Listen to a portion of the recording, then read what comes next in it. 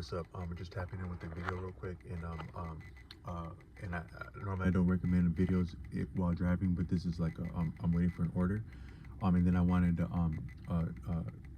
tap in with the 400th upload on the series, and then I want to say there's nothing easy about 400 anything, to however a person would take that, but so um but yeah, all things are possible, and with grace all things are beautiful. So um so I stay away from some words like easy, because as soon as we say easy, we're taking things for granted, but there is nothing easy about 400, but grace, we can do anything. But what I want to say is so like sometimes I think if you watch like you can, some films, I think a lot of stories, like the best media content, um music, stories, they're more of a reference for living, I think, because in the past we didn't have entertainment, and we also didn't have books the same way. So a lot of our lessons that would serve us would have been like oratory and storytelling that would probably involve humor, entertainment, music, entertainment, humor, and also insight and understanding, and maybe drama too. And that was your real storytelling. That's really the function of a dramatist, but also maybe something of a chronicle and a historian, going back, that all be related. And you can sometimes see a lot of those gifts overlap in people, not the least of which also drawing and painting would be part of that. Um, but um, but so some things are a really valuable reference, but then they also have shortcomings and can give us the exact wrong notion at the same time. So I wanted to point out like the film Training Day. Now that's an outstanding film, and I think that a lot of us from the generation that, I'll just say that the first time I saw that, I might not have actually paid my entrance fee to that.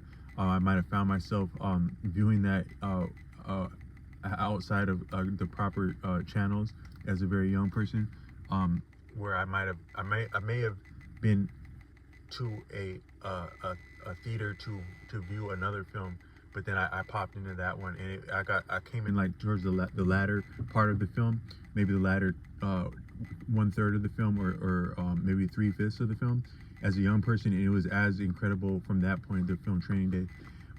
And I think that what's significant is that I don't want to criticize any person in that film, and also want to commend that film and its actors, or thespians as it would be called, because they were simply playing roles that taught us something. And you wouldn't have a feature without the roles, and but also you wouldn't have the roles without the feature. So but I think that at least Denzel Washington and Ethan Hawke, that was, they taught us a lot about how an honest person can get injured by entertaining or allowing dishonesty when they're associated with the person, or when they're having dealing with the person. And so I think that film Training Day, it might have done a great service to a lot of people of that generation that would be familiar with that while in formative years, or maybe just adult years. Is that that film, it really showed us a lot about how simple it is to get a person in a compromised position, if they go along with something. But also, there's one point in that film where Denzel Washington is like saying, why don't you get yourself a nice pussy desk job, or chasing bad checks? And that might be an exact wrong notion, because like, we all appreciate what he was entailing by that like being in the field would be more crucial, but actually, for in certain respects, there's something very not very crucial about a person in a desk job, or like in a position like of having like say so. So I'd imagine you take, like, a lot of people have a lot of different walks of life. You have like tough guys, nice guys, players, um uh uh uh attractive people, like intimidating people, all that. But all those people can find themselves in a line sometimes, oftentimes, and when they're in such a line, that line, whatever they're waiting on or for, can have crucial implications to their life. And the actual approach and inclination of somebody behind a desk would have a lot of bearing. So I'm not gonna cite anyone from that film, but just imagine an actor, a thespian, a well-to-do person, a successful landed person, taking a trip abroad. Because we all know that one part about success, maybe the trappings and the enjoyment of success, would be like travel, to really engage in and enjoy a lot of what the earth has to offer. Real wealth is in the earth, And so if you want to have a diverse experience and an incredible experience of wealth, that might entail traveling abroad the earth. Now imagine a wealthy person, a well-to-do person of any feature film or walk of life, to go overseas abroad and land in some form of trouble, whether they had brought that on themselves or not, whether they had likely experiencing some form of dishonesty or something that wasn't equitable in how they were engaged and approached, whether by a legal body or by a street organization, what have you. They get into a compromised position, and anyone from any walk of life can get into an extended compromised position when traveling or not. Then they need the oversight of, like, say, an embassy or like maybe a advocating organization, some form of oversight and assistance and attention from an organized body, whether in a consulate, in that an ambassador, a consulate, a representative in that location, that jurisdiction, that venue, that principality, or where they come from, their home, so to speak.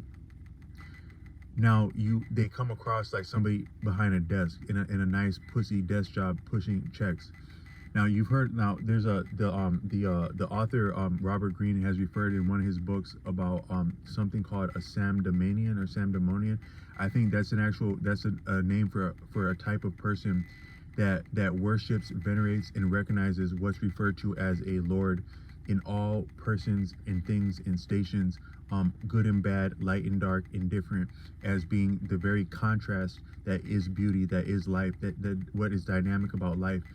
There's no personality without range, and there's no perspective without light and dark, and there's really also no value without light and dark. So it can be appreciated that what's called the Lord could exist as the difference between people and stations and things, that is a function of the sameness within people, persons, and stations, and also the sameness within people, persons, and stations that can be appreciated within the difference in people, persons, and stations, could all be appreciated as the Lord. Because as what really can exist outside of what's called a Lord, what is viable outside of what's called a Lord, that is actually how beautiful, enlightening, and redeeming something called a Lord could be, but also how uncanny, frankly guileless, but also effective and subtle, and transcending and mysterious something called a Lord could be. Now when you hear like music about, like, or maybe you hear worship about, like, but there was a way, and I believe that help was going to come from the hills, and the doctors said it was going to be this, and it seemed like it was going to be that, and the storm was starting to change, but then there was a way out of no way, and a ticket out of Dodge, and there was a shelter there was a place in the high ground, and a shelter in the low ground, and a place to hide away and get support until I got strong enough to get back on my feet and climb back up over that hill and make it to where I always knew I could go. Could that not be interchanged with someone in a desk job when you're in an extended position? All that you would be referring to right there, could that not be a person in a desk job? So I just wanted to point that out. But then no, it's the DoorDash for just a second. So it's a A48. Yeah.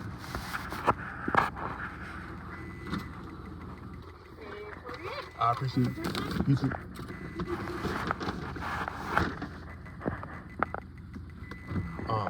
So all I meant to say is that a desk job can be very critical. So I just want to say, so with this action, I'm applying for something crucial. Now, a lot of people wouldn't have the nuts or even think they can apply for certain things.